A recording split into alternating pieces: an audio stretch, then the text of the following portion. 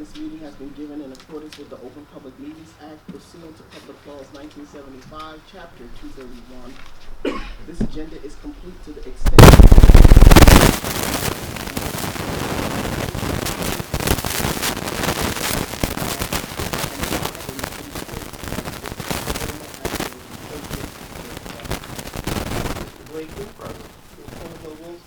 Mr. Harrison. Present. Mr. Michelle. Present. Mr. Rodriguez. Present. Ms. Vaughn. Ms. McBride. So we can go right to the agenda this evening. Next on the agenda is the docket review, the items for the meeting to be held on Thursday, December 19th, 2019.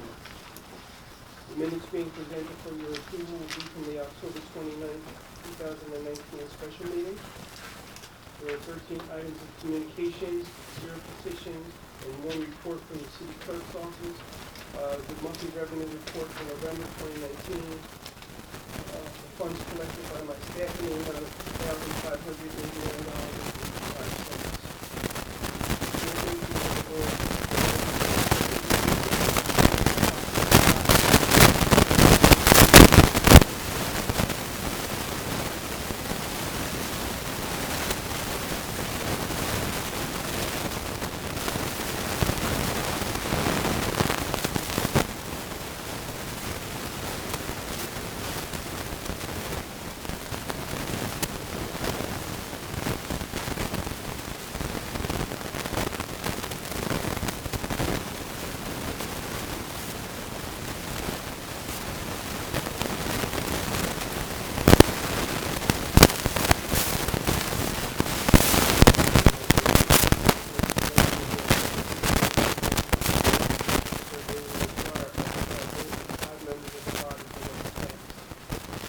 Ordinance 19-76 is an ordinance amending the rental property section of the Trenton City Code to provide for an additional registration and occupancy data. Ordinance 19-77 is electronic smoking device regulations and guidelines ordinance to amend Chapter 280 tobacco and nicotine delivery products of the Trenton City Code to include regulation and licensing of the sale of electronic smoking devices. Ordinance number 19-78 is an ordinance transforming recreation, natural resources, and culture into a separate department and transferring inspections to the Department of Housing and Economic Development. Ordinance 19-79 is the Sunday Brunch Bill, which is an ordinance amending Article 1, licensing and regulation of establishments, Chapter 25.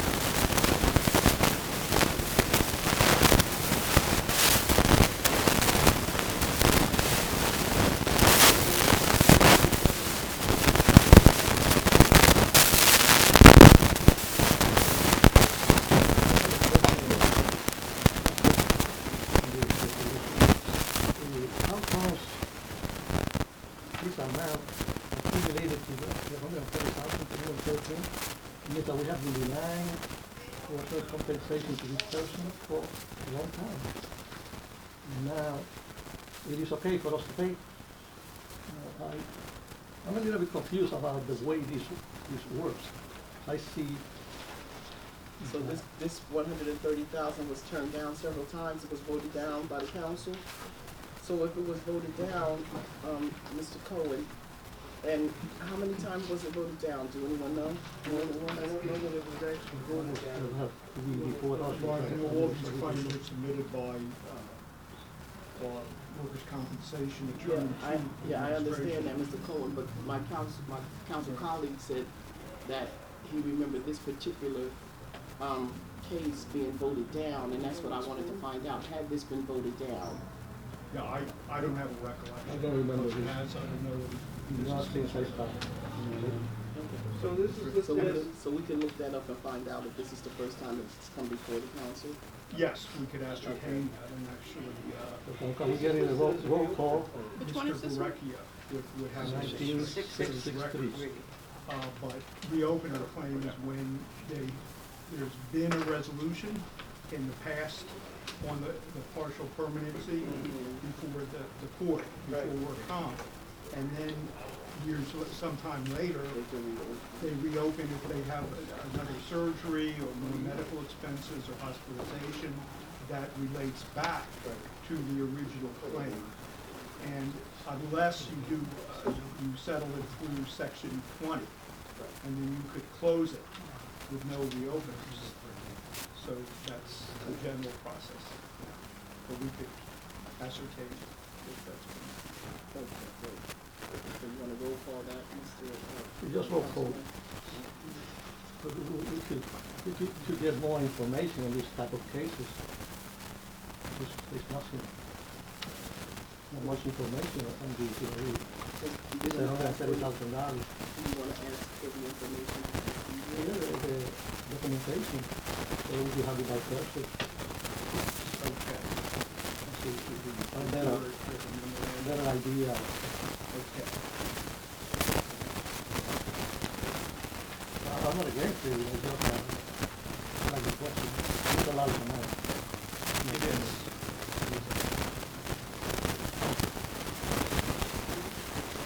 the next Department of Law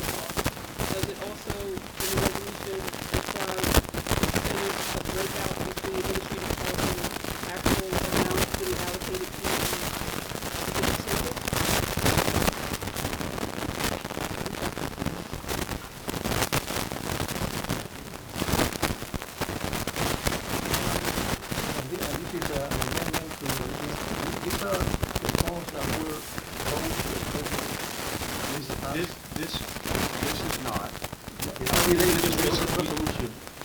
Correct, it's not related. I mean, there's CDBG, but it's a different pot of money, a different grant. We recently received a grant agreement from the federal government, and we made execute which is why we're moving forward on these sub-grants now. But with regard to the money that's been frozen, I was on a conference call with HUD last week, and they frozen. So I'm waiting for the official letter, but do a lot of these were signed. HMIS system monitoring. I'm sorry, that HMIS system monitoring. What is that? Councilman, I'm not certain, so I will have to get back to you on it. Seen that in the It's other Homeless resolution. Management Information System is what it stands for. And that is going to be done by whom? I mean, it says a system monitor, but where are they gonna be? Yeah, there's located just at? $10,000 associated with that. But I can get back to you on specifics. Specifics as to what they monitor, Yeah. because we're really concerned about, especially about large grant where we have to take care of the region. And I just wanna make sure that our homeless population in the city of Trenton have a priority for all of these services. Yeah. No, let me get back to you with specifics rather than guessing on exactly what that is. Okay, Director, we had basically spoke to Shakira Ali in reference to this type of funds being distributed throughout the county.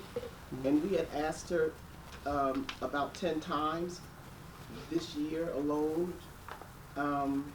to set up an appointment with the other human service directors so they could tell us how they were going to commit themselves to their own population.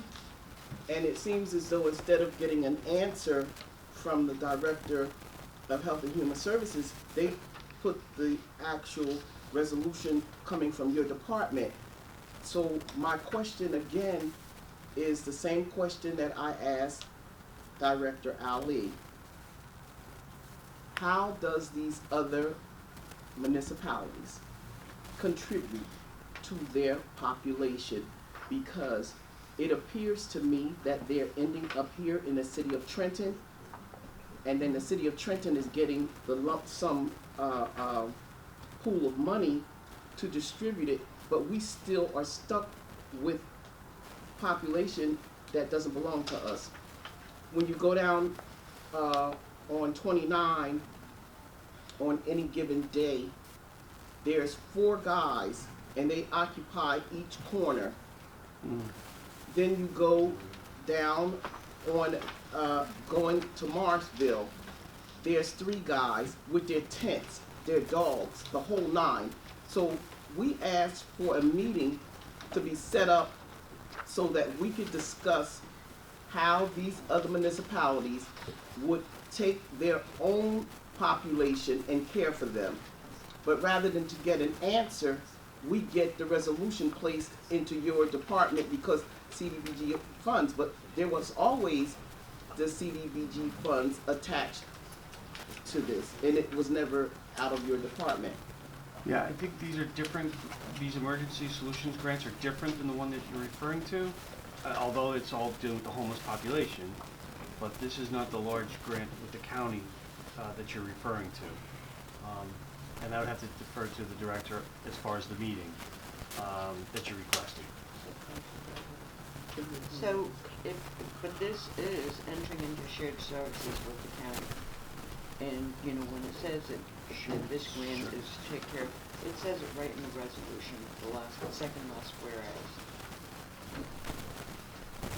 So if we enter shared services with the county on this grant, that means that we're taking care of county recipients, not just the city of Trenton.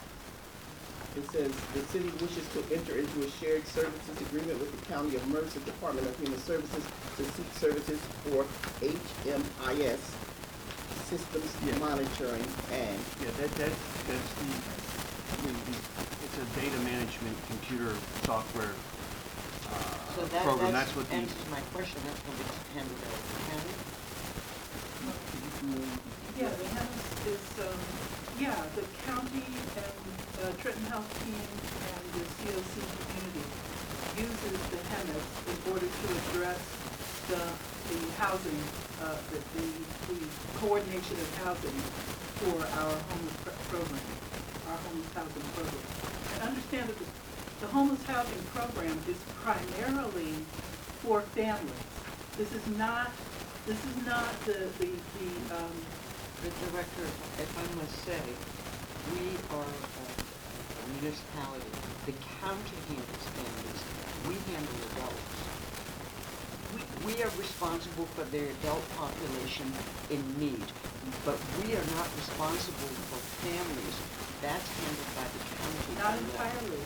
With the program that we operate, the continuum of care program that we operate handles all of that. It handles individuals and families. We are local welfare. We're not county welfare. Well, I'm not sure I'm not sure of the distinction there. The city of Trenton does not provide welfare. No, I understand that, but they do, every municipality has what they call a local it's sort of like a local welfare, and they may have done away with them sometimes, where they would handle strictly the adult population that could not get services from Mercer County Human Services and Monmouth County Human Services. I know I worked in that system. So when it comes to families, the county has to be involved in that when you have homeless families. But the way that our county operates, we operate as a network. That's what the continuum of care program is. It is a network. We operate hand in hand with the county government. But their fiduciary responsibility is to families. Our fiduciary responsibility is to No, adults. we pay housing costs for adults. We pay housing costs for families. That $4 million that we get predominantly goes to So that housing rental payments for families. Those monies coming from us to administer to help families should be charged to the county share, not ours. But there's no way to distinguish the There two. is. Yes, there is. Well, not the way we operate it. We get that $4 million because we operate as a network. They don't give the $4 million to Mercer County or to Trenton discreetly. They give the $4 million to Trenton / Mercer County because we operate as a network, hand in hand. When we have our meetings, the county is there with the city. In your reporting, when you report expenditures of these funds, Yes. when you report To the federal government. to the federal government, you're placing families, that cost is charged to the county set because you're all That partners. cost is charged to that grant, to the COC grant. I don't know how to say it better. The grant covers the county and the city. We operate together. I disagree, but we're going in circles, so I'm sorry. Yeah. Councilman Santiago. I think that's a little bit of, the county, if you're receiving benefits, money benefits from the county or SSI, you are entitled to go, you have to go through the county. Correct. But if you are like a low income family Yes. that lost the house for some reason and you cannot afford because you don't make enough money, but you don't qualify for the county services, you don't get welfare, but you are low income. I believe that's what you're referring to in the city. No. We don't have any problem for that. In other words, the people that are getting housing services from us through our COC program, we help them get county benefits, the county welfare benefits. So, for example, when a family comes to our C Center at 509 Perry, and they are, they're ill, or they've lost their job, or they've house burned down, or house condemned, whatever the circumstances that have created them to become homeless, our staff works with them to go to county, get the services that they can get from the county. We provide them with addresses to go to look for housing. We get them housing. That's how we work together. How about if their income exceeds, because I used to work for the Board of Yes. Social Services, I worked there for a few years. Yeah. How about if the income exceeds what, let's say that they're getting unemployment or disability, which I had a case recently of a lady that had been working all her life, but she don't make much money. She went up to disability, but this disability payment does not cover for her Doesn't cover- rent. Right. So I refer her to Ruth Carter. Yes. You know, I And have Ruth been helped doing her that to- for years. Right. You know, that's why I know that you have those programs. Right. But specifically, the city itself, can you help a low-income person that does not qualify for welfare benefits from the We board system? have, yes, we Okay, have. so helped you have, people. like Yes. for a month, 1 month rent or whatever? Yes, we have helped people like that. Okay, and that is, these monies could be used for, The COC grant yes. could be used for? Yes. Okay. So, Point out, So I just want to say, I understand that there is a deep concern about the number of people, the people who are kind of living on the street. Those people that we see, you know, in the tents, living in the cemeteries or where, that's a very small population. You have to understand, we're talking less than 100 people. And we try to go out to the streets and we try to bring them in. That's part of what our staff does at the C Center is to go on outreach and try to bring those people in from the cold. We don't want to see people begging on the street or living on the street. We try to bring them in, but it's a very small population. 90% of what we do is for families who are working or who are unable to work because they have they are disabled in some ways. So this is a concern of mine, because, you know, we've been back and forth with the director here and have gotten nowhere. So we have a young man, and he goes into the rescue mission, and he's I have to find a better way to put that. He has hepatitis A, and he infects mostly everybody in the rescue mission. They don't know who else he infected. The city of Trenton has to get inoculations. They have to be down at the New Jersey Transit station trying to inoculate people. This person had an address. His address, he had a formal address. His address was from Hamilton. He had his license in his pocket. He was from Hamilton, New Jersey, but Trenton had to inoculate half of a city. They had to inoculate everyone in the rescue mission. They had to be down at the train station to the transit center. They had to be at the bus, they had to be at the river line. The city of Trenton had to foot this bill with a man that had a identification that ID'd him as a Hamilton resident in his pocket. Now, I've asked this director to get us a meeting with the other health and human service directors, because they need to pick up the tab for their residents. All I'm saying is we have a problem, and we keep allowing other municipalities to shun their responsibility.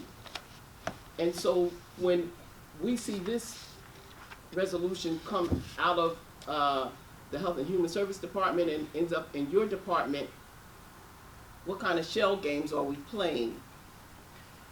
I just have an issue with it, and it needs to be addressed, and we've been singing this song for the last year with no success, and that's all I'm saying, and I want to just be done with it, because we're not getting anywhere with this, and when these things start getting voted down, whether it's CBG grant funds or whatever funds it is, then we'll start getting somewhere. Because it seems as though to me, we can't get the answers that we need. We're running around here for the last year without any response, and now it's in your department, and I'm saying to the administration, when we start voting these things down because we can't get the proper answers, then you guys will come to the table with meetings and with answers.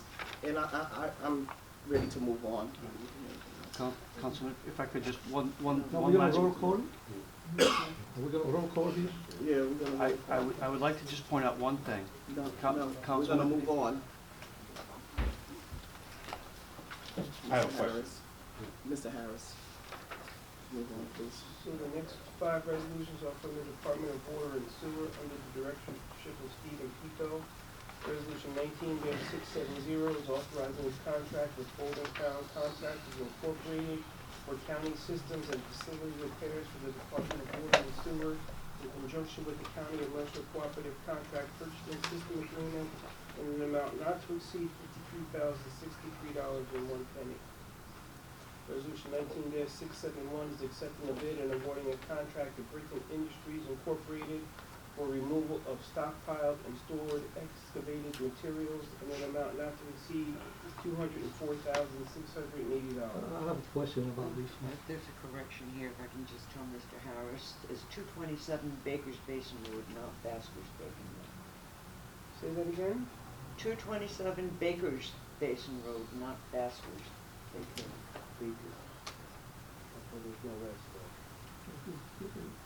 I'm sorry, Yes, what material is this? 'Cause I know that we approved the contract for like sediments and stuff, that black stuff that accumulates there. Good evening, Council. I'm Joe McIntyre. I'm the General Superintendent of the Sewer Utility, and I'm filling in for Director Pico tonight. Yeah, this contract is actually for what we call spoils. When we go out to fix a pipe and we excavate, that material cannot be put back in the hole. It's wet, it contains rocks and other contaminants. So we have to bring it back to the yard and stockpile it there until we can get a contract to have it hauled away to ultimate disposal.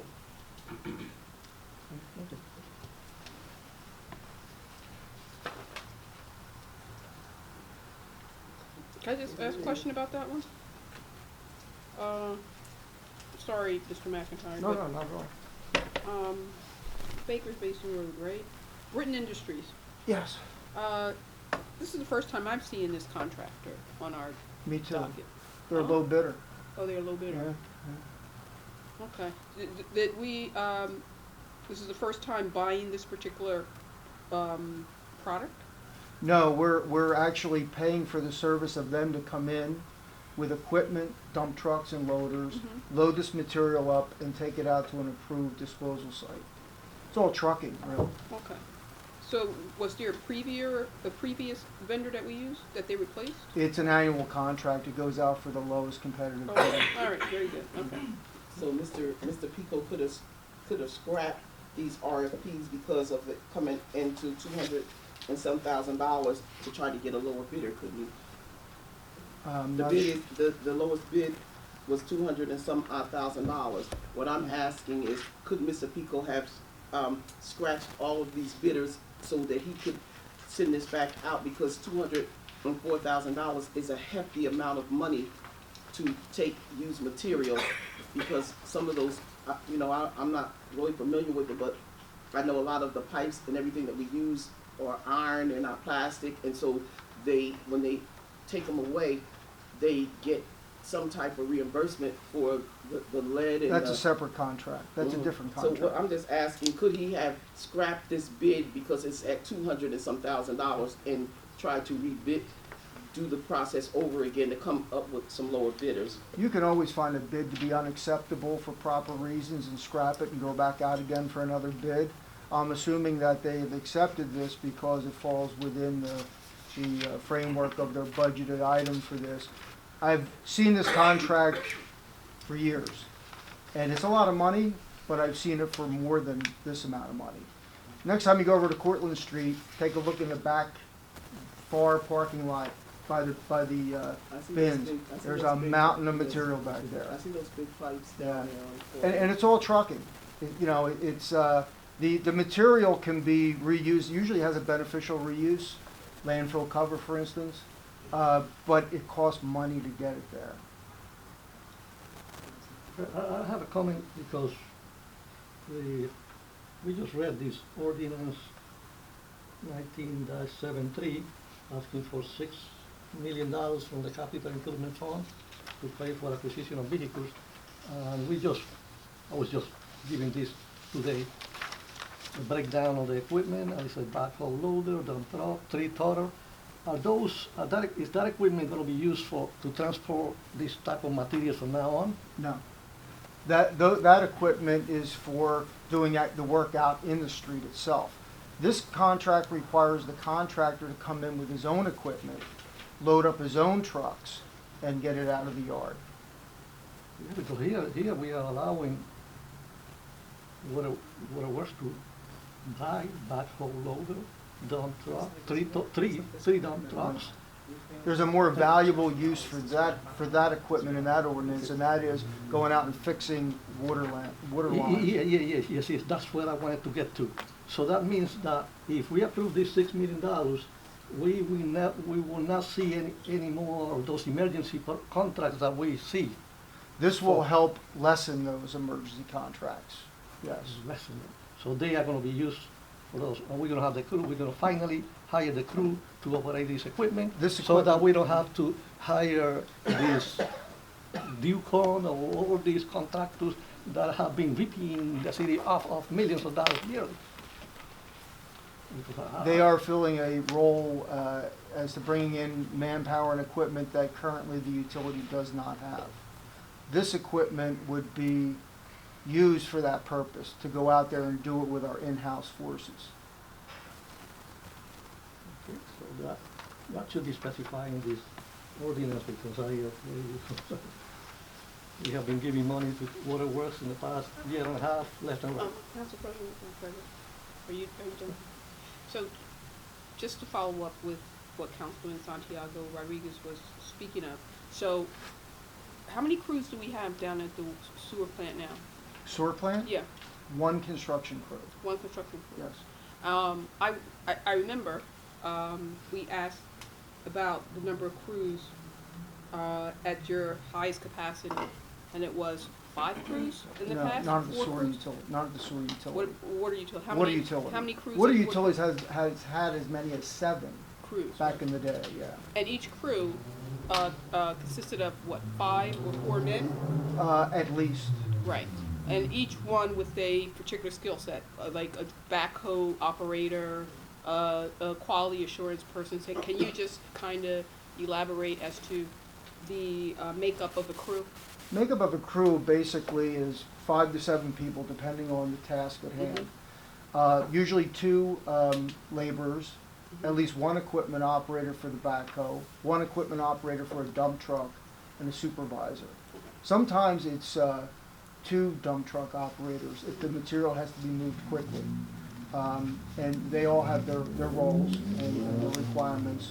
And this is the kind of equipment that would be involved in that type of a crew. Right. So now that we have the $6 million funding, that we're buying this equipment, so does this mean now you're going to be recruiting for those to build out your crews in both the sewer department and the water department? Primarily in water, Okay. mostly in water. So that's happening now?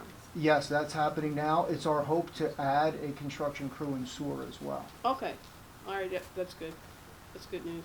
So, to Santiago Rodriguez, Councilman Rodriguez's point, then we won't have to outsource or contract out when you have water main breaks and things like that, of that nature. I'm not going to tell you that you'll never have to contract anything out. Right. Because if the 48-inch ascending main to the reservoir blows up, you're going to contract out. Okay. Our goal is to have our crews handle the vast majority of our typical work, which Right. is the smaller work. Breaks, right. But you're going to run into problems where a large main blows out. and you're gonna call in everyone that's willing to come in and deal with it, because you're flooding out basements, you're tearing up roadways, you have gridlock traffic all over the city because you can't get through certain areas. So I would never tell you that you're never gonna Yeah, contract, but- but this is to lessen that, Right, to the right. extent possible. Right, but those, large water main breaks are far and few between, right? Because you Usually, large, yes, yeah, yes. but we're talking about the smaller ones that happen, you know, Yes. that are usually about 90 grand, 70 grand, 60 grand. Those are the ones that buying this equipment and performing those tasks in-house will lessen the That's correct. outsource. Yes, And we hope that we'll see those crews being built out. yes. Okay.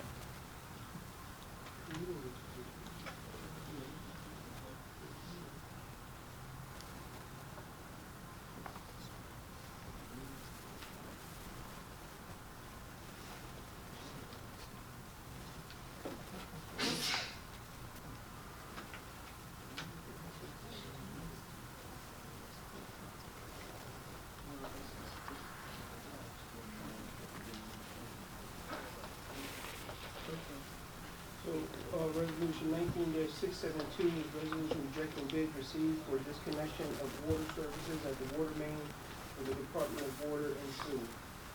Resolution 19-673 is awarding a contract for repair of the process to Barton and, I don't know how to pronounce that one, Lagadishi Incorporated, for asset management and program assistance in an amount not to exceed $201,227. I'd like that to read the roll call, please. 19-673 would be roll call. And I'd like to ask a question, if Mr. McIntyre can answer this question since we don't have the director.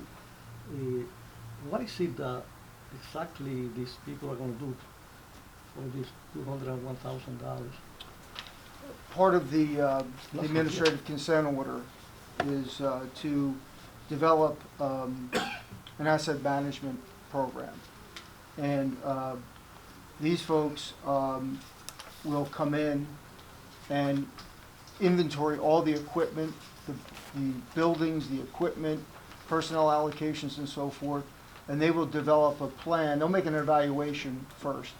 They'll develop a plan as to how to address a proper asset management plan, utilizing not only what you have, but what you're going to need to properly run the utility.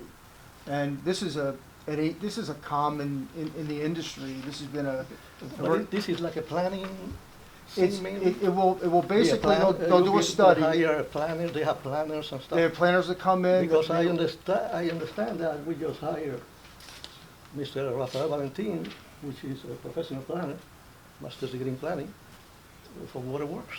Well, this goes well beyond personnel. This takes a look at your equipment, your facilities, your workloads, and it makes a determination whether or not you're equipped to deal with those, or do you have to call in emergency, constant emergencies and things of that nature. And it gives you a path to move to into the future to basically make your operation more efficient and essentially give it stability moving forward. This is a very common requirement by the DEP to most utilities because, quite frankly, it's where most utilities are kind of lacking these days. A lot of people are out there just, stomping out fires, and they don't get a chance to look ahead and plan and see what they're... So we have never done this before. Not to the extent it should be done. At the sewer utility, we've done it in bits and pieces, usually reactive, based on some issues that we've had over the years, but not to the extent that, and in this case, because it's an ACO item for water, they have to do it for real now. For real, for real? For real, for real. And resolution 19-674 is a resolution accepting the bid and awarding a contract with George S. Freund Chemical for the furnishing and delivery of coagulant and polymer in an amount not to exceed $133,857.60. Ordinance is being presented for first reading and introduction. Ordinance number 19-84, which is an ordinance to repeal or amend certain sections of Ordinance 19-75 that creates the position of Assistant Business Administrator in the Department of Administration, fixing the salary ranges therefore and setting forth certain regulations for the implementation of the same. To ensure the city of Trenton is compliant with the law pursuant to the Faulkner Act NJSA 44-159A-60.3 and the Trenton City Code, Section 2-12, Assistant Business Administrator. Madam President, can I speak to that ordinance?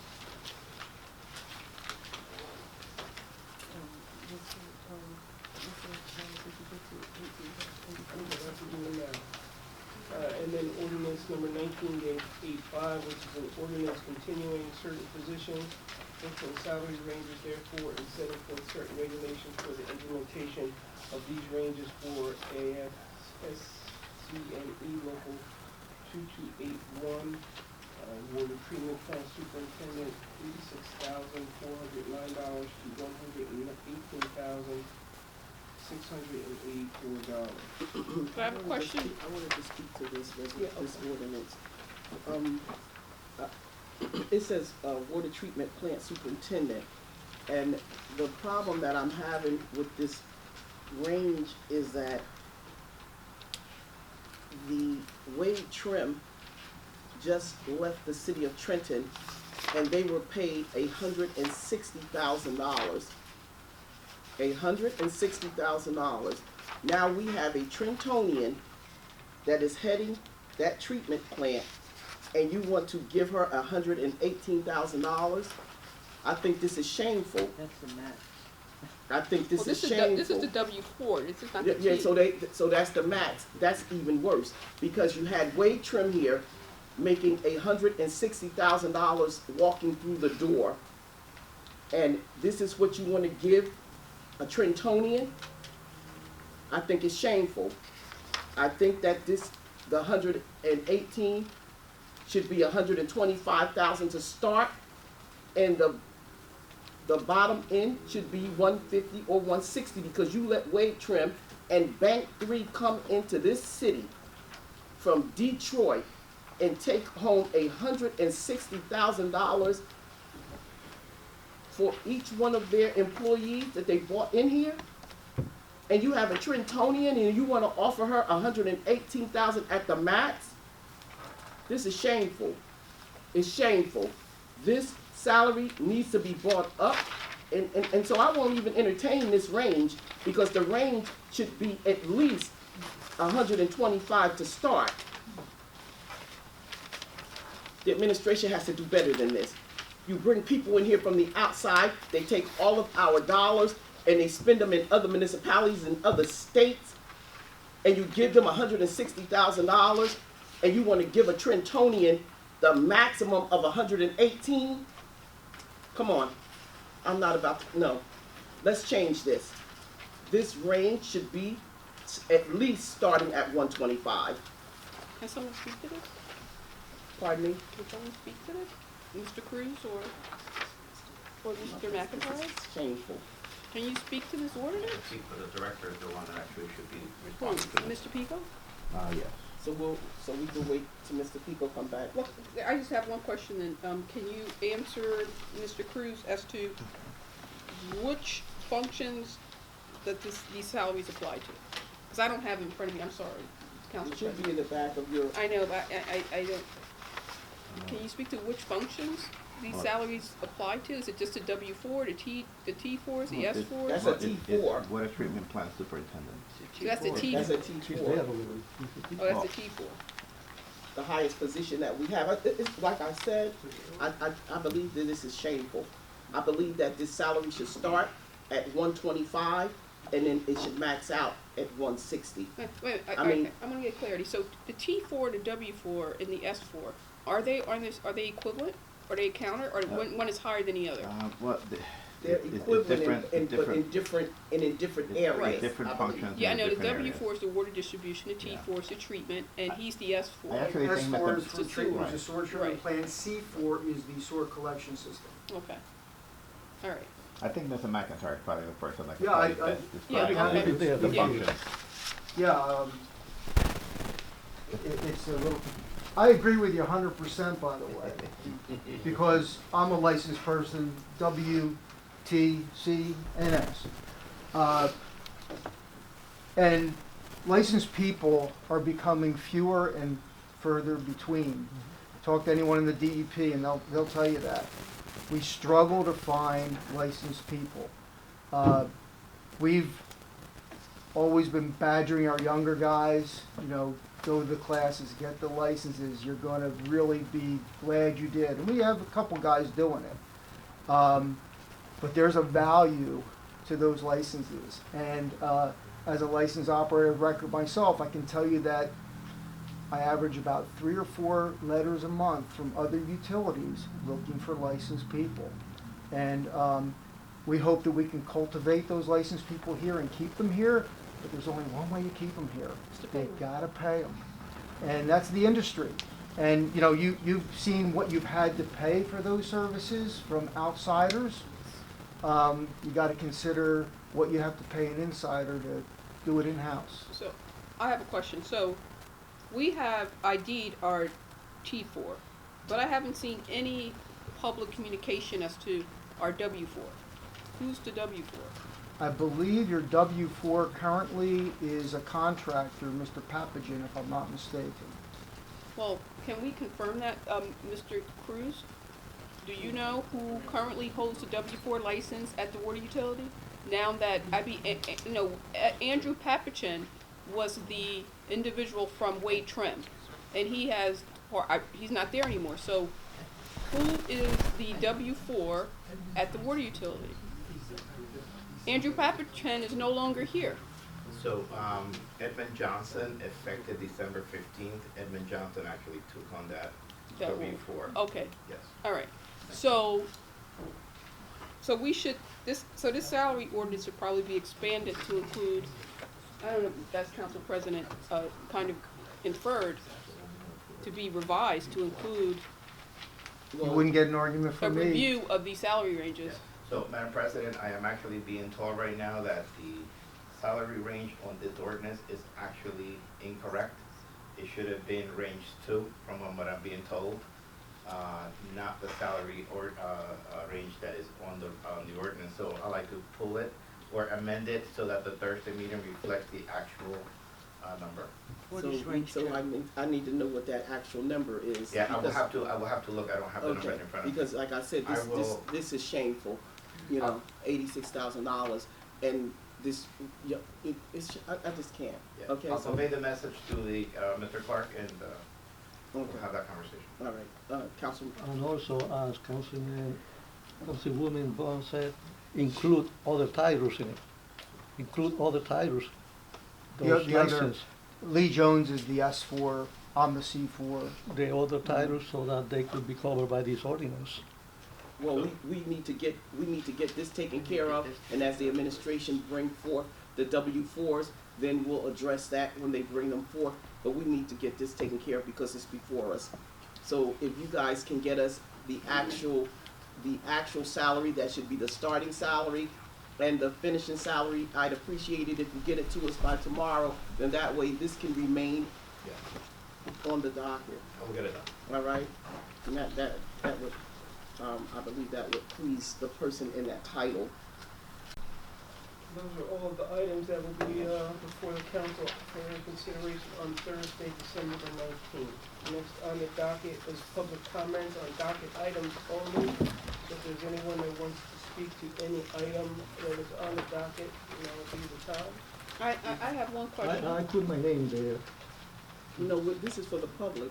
No, but I Oh, will talk as a public It's not member. civic comment. Oh, okay. No, I just have, before we go to, can I just have That's why I one put my more name question there. before the public speak? Or no, He's or already we closed announced it, the okay. public. We gotta do that No into your civic, do it in the civic comment. But I'm gonna be part of the public. in Oh, my okay, I get you. Okay. Okay, Mr. That's legal, so- Councilman, Councilman Santiago had signed as a, just Yeah, for the public. and it's Is there- an ordinance that is right here in front of me. What I like to talk is about ordinance 19-81. Councilman, we have to deal with the public first, and then the civic I'm the comment. first one, there was nobody signed there. I am stepping out of my, council. No, Councilman, you can't do that. You have to speak on the Okay, civic well, comment. Mr. Cohen, Mr. Cohen, can I do that or not? Civic comment is. No. Civic comment. Because then we have to give the opportunity for the. Hold it, So it is Mr. legal. If Mr. Rodriguez is recusing himself from this matter, Yes. which you are entitled to do, Okay. you can step out of Okay. you can step out of your role as a member of the council, speak to this matter, but you cannot go back on the dais and then vote on it. No, we're not gonna vote on it today, that's why I'm talking. No, even No, then. no, even on- But you are Even recusing Thursday. yourself from the matter. So that means that you won't be able to vote on Thursday Yeah, either. Hold on, hey. Oh, no, or, yeah. I wait for my civic comment, but I don't have my legal opinion on that, because I believe that's not right. I No believe that's not right, I'm not an attorney. But you're a member of the Well, I don't believe you're that's a right. member of the governing body for the length of your oath of office. So you just can't put that role down and Yes, speak as a yes, member I of the. could, yes, I could do Not- it. You know, not- you just said that I could. Well, yes, if you're recusing yourself from this matter, you can. From this matter today, yes, but, From this matter, period. that's what I need an acceleration. Can you There's the attorney. send me an answer on that, Mr. Thorne? Okay, and go, Agree let's do it your way. Inherent conflict. Let's do it your way. Hopefully that's- everybody's here for the public comments. Yeah, seems to make sense. Yes, yes. Yeah, I was, Just please state your name and address for the record. yes, my name is Tracy Syfax, 235 East Front Street, Trenton, Jersey. As a contractor here in the city, I wanted to come and speak on ordinance establishing a responsible contractor policy for the city of Trenton. As a contractor here in the city of Trenton for 25 years, who came from a union, I would like the council to completely understand what we have here. We have a money grab. We can compare this right here to when vocational schools was taken out of the city of Trenton. So saying that we're gonna elect to give unions preference over jobs here in the city of Trenton, first establish that the union has been friendly to minorities and blacks, especially the locals. When we look at the labor union, quite friendly. But when we look at plumbers, electricians, pipe fitters, fire safety, we are not represented. So if we want to pass something that's going to give from all these contracts to the union, we need to make sure that local residents are included in this. Because as it stands right now, this is what Jimmy Greavy did when he implemented Project Labor Brigade. But he had a threshold. He had a $6 million threshold because of that threshold, because he knew smaller contractors would be harmed by these types of policies. This is a money grab by the union, and council needs to completely take this off the docket. I don't know how it was even put on some money grab. It doesn't do anything for the residents here in the city of Trenton. Thank you.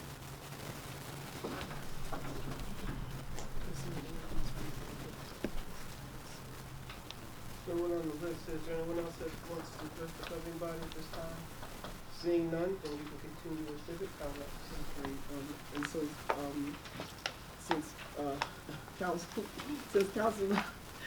Santiago Rodriguez wanted to be No, you go in a order. citizen.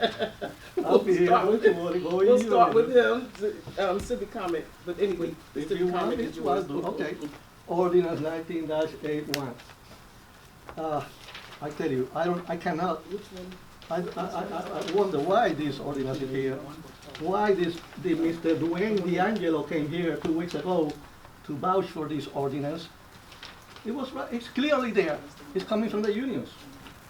This is an ordinance that was written by the Mercer County Labor Council and pushed by Mr. Borelli and Mr. D'Angelo. Politicians, they're both politicians, Democrats, but they don't seem to represent Trenton at all, because they dare to put these ordinances, and it's not only this ordinance. We have to remember that commission that was going to be formed to oversee Trenton Water Works by 17 persons from the whole county. And you have to remember that other bill that we pass an ordinance against the other bill that gives water work jobs to the county. Ewing, Lawrence, Hopewell, and Hamilton. We are still dealing with that one. And this is the follow-up of a press conference our mayor had, it was about 4 months ago, 4 or 5 months ago, something like that, 4.5. Well, at that time, I thought I was forgotten, but no, it came back as an ordinance now with a language, oh, beautiful. It hurts the city of Trenton because it's going to avoid this quality in the contracts, in the whatever. We have problems with that. The contractors they are not doing the right thing. This ordinance is not going to solve that. What we need is our inspectors or a quality control person from the city go and enforce the construction code. We have a construction code that covers all this. We don't need this ordinance at all. This is a giveaway to Mr. D'Angelo and Mr. Barelli, our lovely assembly people that at the same time, Mr. Anthony Barelli is the president of the big honcho of the Carpenters Union.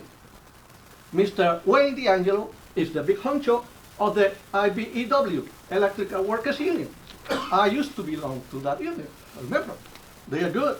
As I told Mr. D'Angelo when he was here, I wish that our assembly people come here to Trenton to give us good news. We're going to pass a bill to give Trenton more jobs, to help rehab Trenton, because Trenton is the capital of the state. But rather than that, I see Mr. D'Angelo coming here to tell us that this is wonderful. 1981, beautiful. Yes, it says it here, paragraph 5, number 5 here, that the only people that are going to be contractors can only hire journeyman status personnel. And those journeymen, I don't know if you are familiar with the term journeyman. To become a journeyman, you have to have an apprenticeship of 5 years, and after that apprenticeship, probably 5 more years in the job to become a journeyman. That means that small contractors that subcontract with the city, because they cannot, it's very hard for a small contractor to get a contract now, as it is. Even to register. The paperwork is so much that they get disgusted.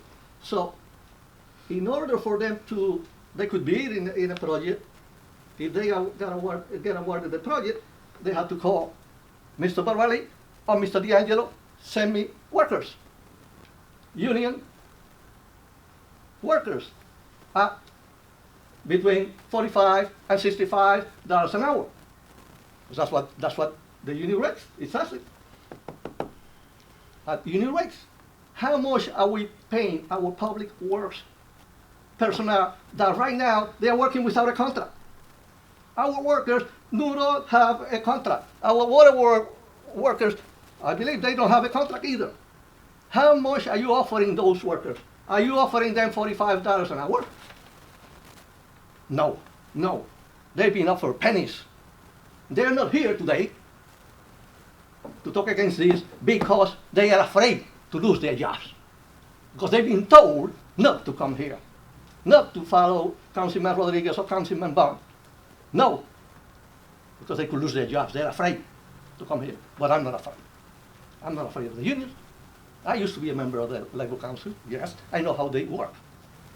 Their apprenticeships are for their kids, for their friends' kids. Once I retire, my son will take my position. That's the way the carpenters, electricians, plumbers, they work that way.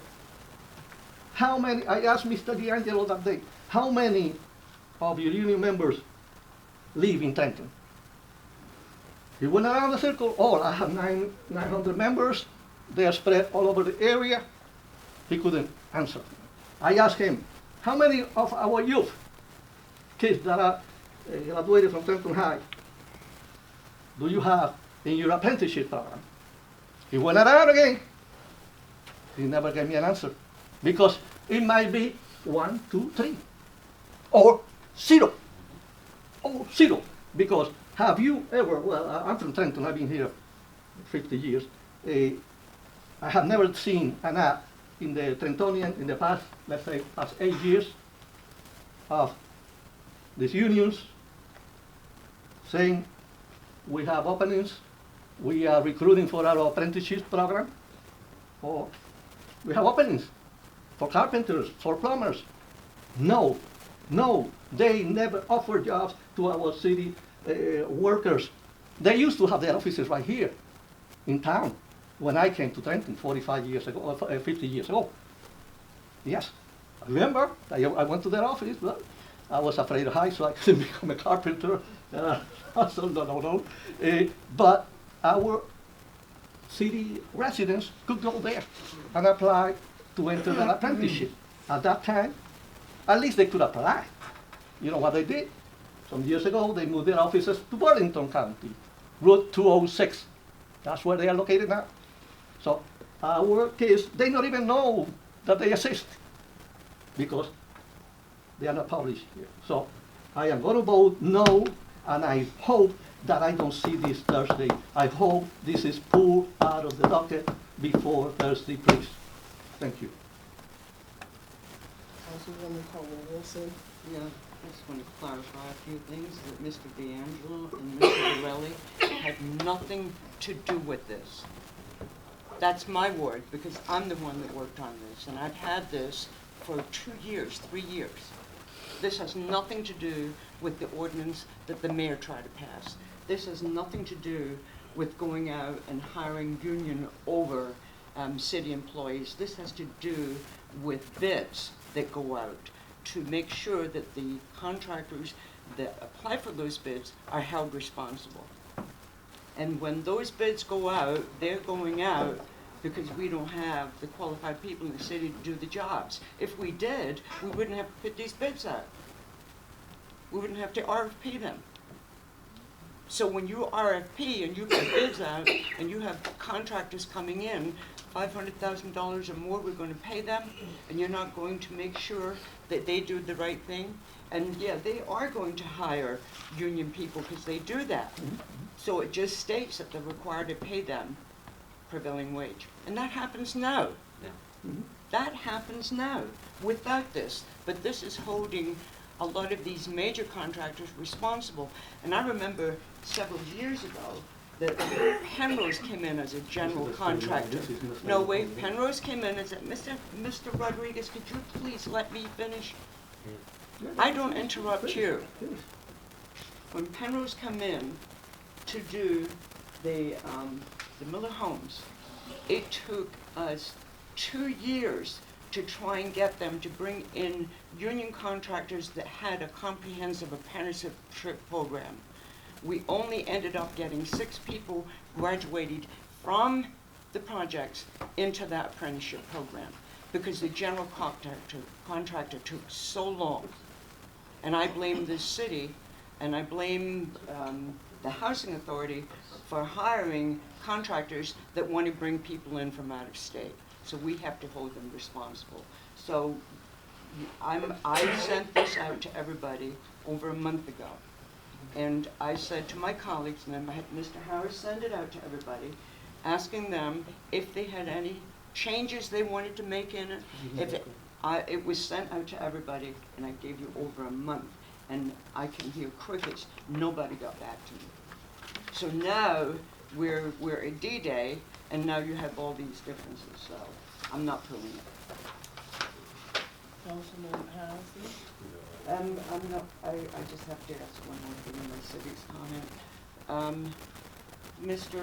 Cruz, at our last meeting, there was a mother and her son came before us regarding their taxes.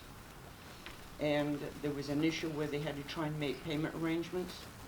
And they did everything they were supposed to do. And they met with Mr. Zielinski. And he was very rude to them and pretty much told them that if they paid their taxes in the first place, they wouldn't be in this situation. And I think it's appalling that the city is going to treat people like that are trying to hold on to their homes. So I would appreciate it if you could look into it and find out exactly what kind of arrangements, because she said nothing has changed. Would you please? Thank you. I'm finished. I have to say just a little question for the police director. I'd like to know what's the status on the radio room, these companies that runs the MPS Communications. If I'm not wrong, their contract expires the 31st of December. And, for the whole year, first Ms. Bond was asking questions about the radio room, and I've been bringing that over almost every month. Once a month, I've been talking about, this inefficient company. Are we going to keep them there? That's not the plan. We actually have an RFP go out for an emergency contractor to come in and do an assessment of the entire system, which we believe is going to have to be replaced because it's inadequate. So we did that, and DCA decided we were not in an emergency situation, so we just sent out the paperwork to reject that bid and then send out a new RFP with a 10-day turnaround. So it's not our intention to keep that company because we are still having issues. The issues are very well documented. We have provided that documentation to Mr. Morelli as to all of the incidents that we've had and we continue to have. Thank you. Thank you so much, Council President. I would like to briefly mention my support of Ordinance 19-81. I did my research on this responsible contractor policy as a responsible council person should do. And I think it's important that we have the same facts. And so this is from the New Jersey Department of Labor and Workforce Development website, and it talks about the current state policy as it relates to the prevailing wage. And this ordinance is not so much different from which is already existing state law. And I'll read it just for the benefit of my colleagues.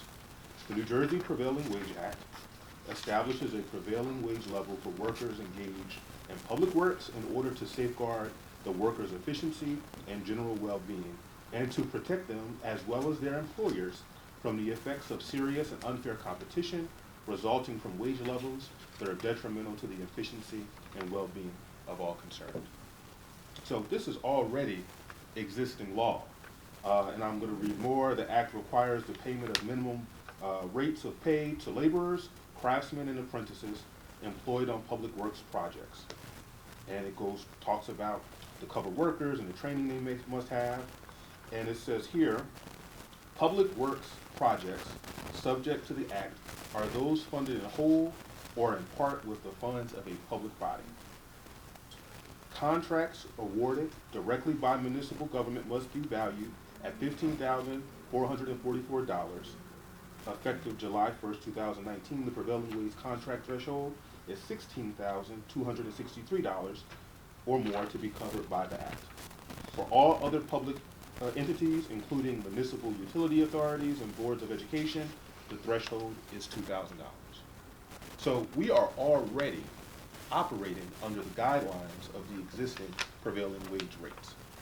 I think, and I've talked to folks who are opposed to this, I understand their position, but this is about making sure that the workers that are working on behalf of the people of Trenton that are being funded with our dollars have a certain minimum of qualifications, as well as that they are not abusing their workers and that their workers are having a living wage.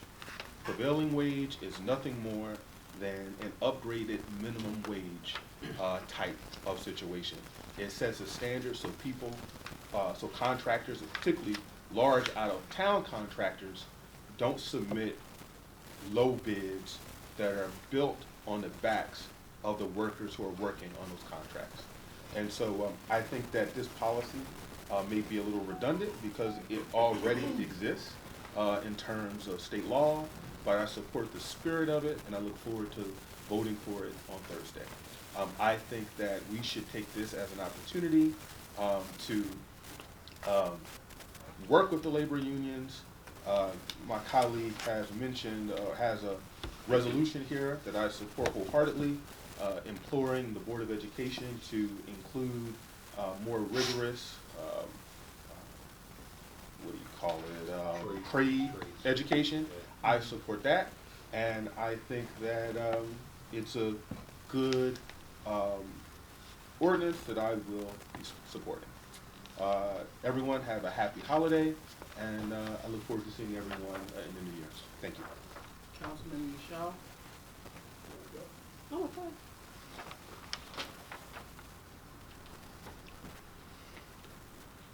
Over the years, I think we all agree that the city wages are low for our workers, any way you look at it. A few of the council people are here when the wages were $7 an hour, and council had to fight to get it to $10 an hour. We stood here and fought for $10 an hour. You get paid $7 an hour means you're taking home $5 an hour. You make more standing on a corner with a cup, asking people to donate to you. But only a few fought for them.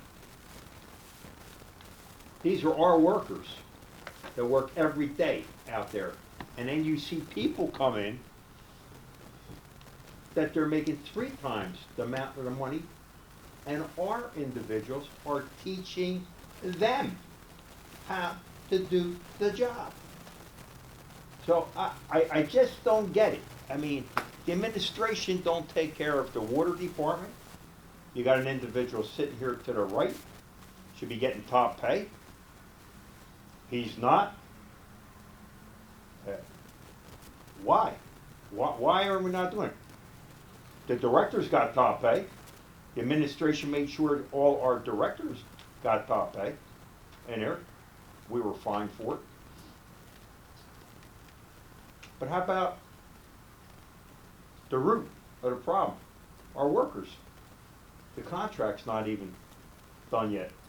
These workers don't have a contract. I was down streets department. The place looks good. They're working hard, but the pay's 0. Why? Why? We're teaching these workers. Nobody can have a family for the money they're making. And nobody seems to have any interest in this. And this is going back when I first was in council, 11 years ago, when it started. $7 an hour. Where did it go since? Where did it go since? No, none of us, we're the body here, don't seem to help them along. How many times I said put them into school? We got plenty of schools. Administration didn't do it. Did not do it. We could use a carpenter and an electrician at City Hall. If council don't know it, we got a shop downstairs. It always was a shop. Carpenter shop, electrician shop, and a plumbing shop, I believe. There's 3 positions right there. I never heard answered, but yet we're paying big money for independent people to come in and do plumbing work in our bathrooms, do the locks, do all this. Why don't we open up them 3 shops there and give 3 jobs out to Trentonian people? Nobody mentions that. I just don't get it. I don't get it. I'm here in a city. I had 10 apartment houses. I had a business for 40 years. And I see what's going on. And you can't make headway. Because when you go to the administration, they come out and say, bring your friends in. We're going to give them a job. Bring your friends in. We're not going to go by the list. Bring your friends in. Yeah. They don't need qualifications. Yeah. Bring your friends here. We're going to give them a job. And we're going to start you off at a higher pay rate. So the individuals came into my office and said, I'm working. I'm at level 2. You're starting them off at level 3. Is anybody addressing this? I haven't heard it. I really didn't sound off, but maybe this is the wrong time or right time. But I got employees coming in. How can we start off people that are just starting at a level 3 when the other ones are level 2? You don't have to get a physical. You don't have to do a drug test. Just sign the dotted line. We need bodies, reliable bodies, and we should give them everything that they're supposed to get. But what good's having a list when you turn around and bring your friend in? How do you get a qualified person out of this? I don't know. I really don't get it. We work hard. A lot of the council people work real hard to try to make ends meet here. Mr. Rodriguez fighting, Vaughn, Marge, all of us. Kathy, we're for the Trentonian people. Why are we letting this happen to our workers here? Think about it. $7 an hour means you're taking home $5. Nobody addressed it but council. I have nothing more to say. Well, I just want to clarify some terms. And, people want to speak around it and cross it to the left, to the right. But at the end of the day, there are 3 separate processes and entities that we have to really understand.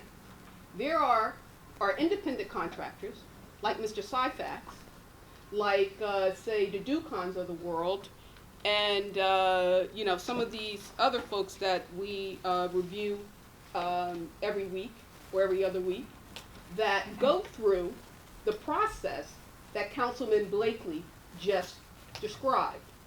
That process by the New Jersey Department of Labor Workforce Development speaks clearly to the current process, contracting process, that we have that is under our business administrator, Adam Cruz. That everybody who does a contract with the city goes through the process that the state that our Councilman Blakely just described for all municipalities. That's their procurement, that's our procurement process. That's the very process that the New Jersey State Building and Construction and Trades Council wants to circumvent. They want to circumvent that process, Councilman Blakely. They want us to contract with them at their collective bargaining rates. That's what the prevailing rates are, not the public rates that you just described, that are the state and municipalities and county prevailing rates. Those are the public rates. These guys at the New Jersey State Building and Construction Trades Council, they want to operate at their collective bargaining rates that their private trade union has defined. That's the difference. Now, as far as our asking on the third entity, so we got the independent contractors that have to come in here and compete. We have our own workers who have a contract with their public workers union that we have that have to compete, and we have the private trades union at the New Jersey State Building and Construction Trades Council. Now, those are 3 separate entities, and let's not merge them or meld them. We have to understand what we're talking about here. Now, I'm supportive of labor and unions and everybody being competitive. I'm all for everybody trying to feed their family. But I'm also for fair competition. Okay? So, I'm not going to have Trentonians, the people that put me in office, that I represented, that voted for me, to represent them, to have them at a disadvantage and can't compete for jobs in their own city. Now, these workers, as Councilman Michelle said, they work for us. When Councilwoman Marge Caldwell Wilson wants to have her neighborhood and have a house what do you call that, a house showing, who comes out and does the cleaning? Public Works. Our workers. They come out on Saturdays, they come out on Sundays, they have time away from their families, they working for minimum wage, $25 an hour. It's not the private trades union. It's not the New Jersey State Building and Construction Trade Council, who will charge our city $30, $40, $50, $60, $70, $80, $90 an hour, with crews of 3 and 4 or 5 men. We can't afford that. So they expect us, they're gonna walk up into our city and ask this council that was put here by the workers and the people of the city to settle, to give them a contract and use our money to pay them over our own workers, over our own public works department. Yes, Caldwell Wilson, Councilwoman Caldwell Wilson, that is a fact. I read that contract that you put forward, and it speaks to collective bargaining rates for, at their, based on what their union defined. That if they contract with the city, that is what we will be paying. Their collective bargaining rates, that's their prevailing rates, not the rates that Mr. Blakely just read to us. Those are the rates that we are using right now that are defined on our docket, on our agenda. So all I have to say is, I will never ever vote for or bring any contractor, whether it's Mr. Syfax or Assemblyman Wayne D'Angelo, or the who's a part of the Buildings and Construction Trades Union, into this city without first settling a contract with our own workers. Our own workers who support us, my fellow councilmen and women, every day. If it were not for them, where would Councilman Harrison be with his cleanup and his illegal dumping? It's not the trades union that helped you with that, Councilman Harrison.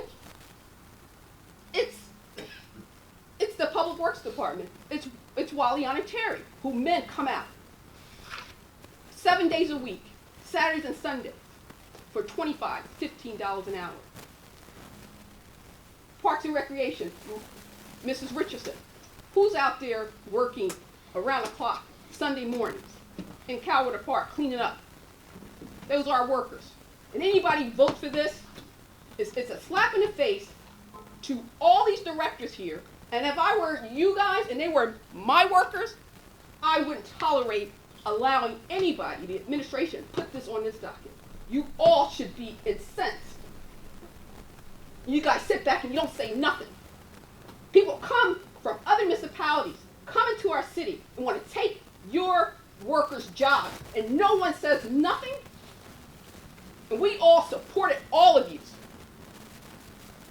So yeah, this thing should be put, and I'm very disappointed in Councilwoman Caldwell Wilson, because I could not have the audacity to put this on this docket until, excuse me, Mr. Cruz, am I closing? I just want to know, where is the administration with settling the contract with ASCME and our employee union?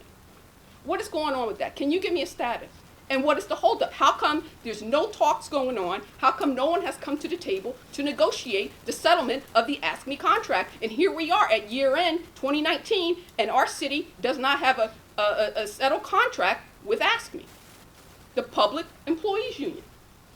We should not even be considering contracting with anybody until we get our benefits and our wages, our compensation for our city workers. And everybody in here, directors, these people work for you. How can you lead a group of people and you don't fight for them? And council folks, you call Mr. Michel. Who do you call to help you when you want your ward cleaned up, when you want those streets swept? Everybody in this room better stand up for these city employees. It should not even entertain anybody whether it's Brian Hughes, the county executive, who wants to come in here and send journeymen and these trades union here. It's not our problem that they don't have work out in the county. The job in this city, the public funds of the taxpayers of the residents of this city hires and pays Trentonians.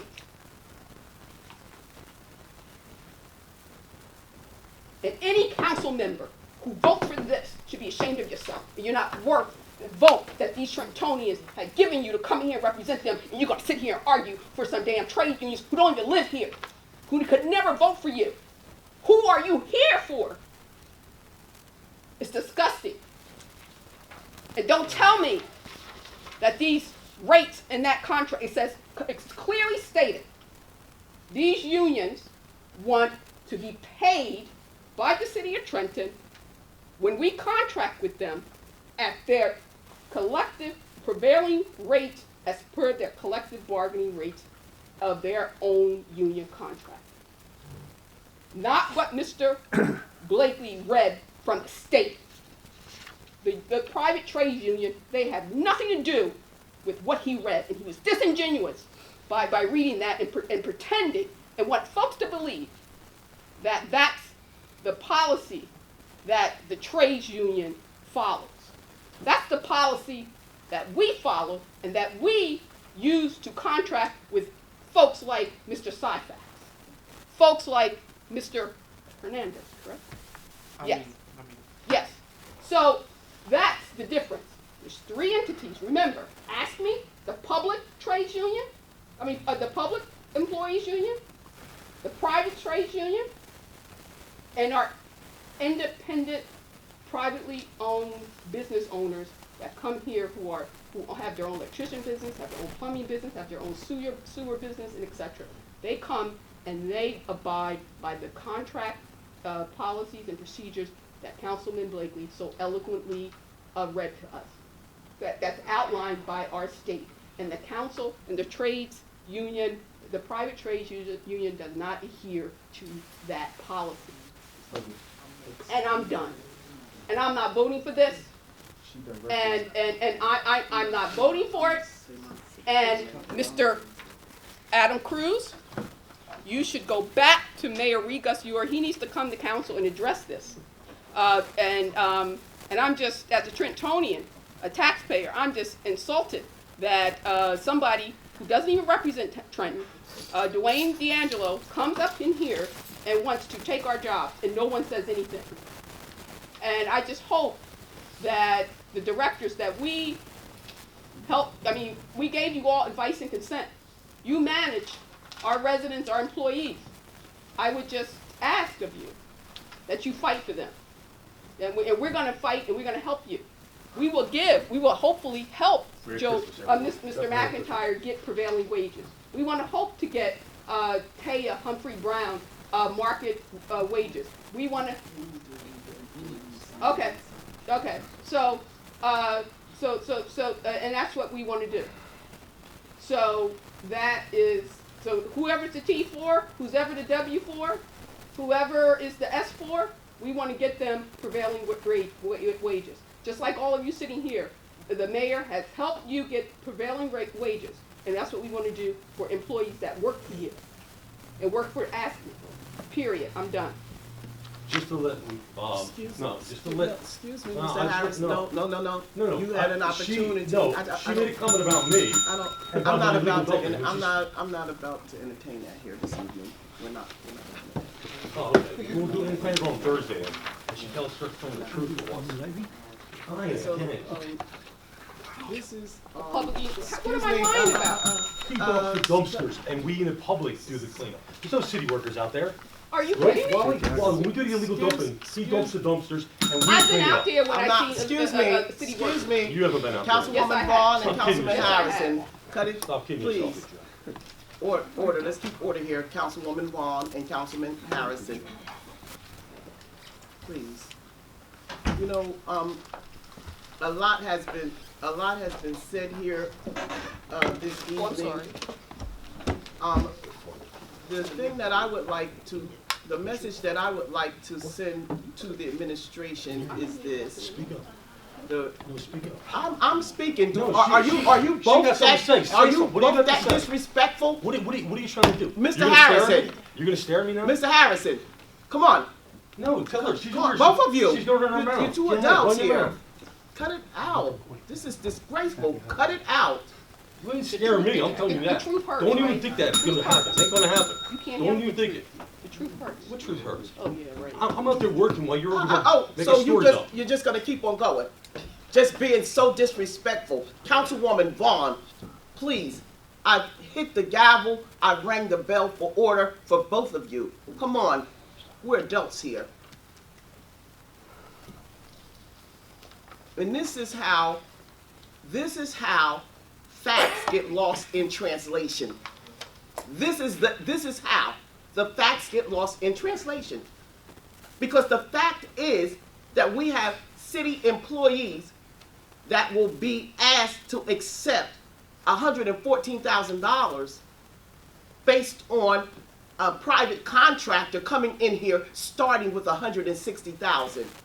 But before this council can understand and recognize where the battles are, they want to go back and forth with each other. The battle is not with each other. The battle should be for the public employees here in the city of Trenton. But you can't sit here and have a difference without attacking each other. And it's uncalled for. Because if we don't stand up for the residents, our small businesses, homeowners, and our employees, who do they have? But they don't have us because we can't come together. In order to move forward, there has to be some type of communication here. And what I want to say to everybody, we're getting ready to go into 2020. This here small talk and this here arguing amongst yourselves, we need to move forward. We have a public employees union that don't have a contract. We have the administration bringing up $118,000 for a T4. This is who we're supposed to be representing. And so if we all stick to the oath that we swore to, we would represent them in good faith. But when all of this here back and forth and we get lost in translation, you get nothing done. And at the end of the day, the public employee still doesn't have a union. We still have homeless people from Hamilton, Lawrence, Ewing, Pennington, Jackson on the streets of Trenton. We still have employees with T4s and W4s that haven't been in place, and they say, oh, we have Wade Trim. They all know that Wade Trim left the building 3 months ago. So we need to stay focused, and we need to understand that if we are going to represent our constituents, our small businesses, and our employees, we need to get to work. And we need to make something happen here for these people, because we're shortchanging them. Everybody is coming into this city, and everyone is capitalizing, but the residents, the taxpayers are being taxed out of their properties. The employees are being disrespected when they refuse to even give them a raise, and when they offer them a raise, they offer them a raise that's insulting to them. Come on, let's do our job as we were elected to do. And I get it that sometimes we want to go back and forth, but guess what? That's not helping. It's not going to help the residents. And quite frankly, I don't believe it's helping us as individuals either. So I would just like to say, in closing, I would just like to say that everybody that came here this evening to offer their opinion, your opinion matters. I want to say that the council is going to do their best to work with the administration to try to move this city forward. I believe that there's a compromise that we all can make. I believe that we need to, over this holiday period, we just need to try to think about how we can come together and compromise in order to get this city moving. We've had 30-some years of neglect here. We have to make a difference at the end of the day. So I just hope that you think about that over the holidays. I hope that the public and all of our employees here have a safe and prosperous New Year and be able to sit down with your families and enjoy the holiday and leave some of this that you just witnessed behind you.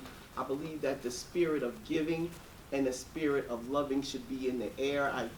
That's a personal belief of mine. I think that we all just need to take a deep breath and try to enjoy the holidays. I thank each and every one of you for coming, and I look forward to seeing you on Thursday. Thank you. So there's no further business, motion to adjourn? So moved. Second. All those in favor? Aye. Aye.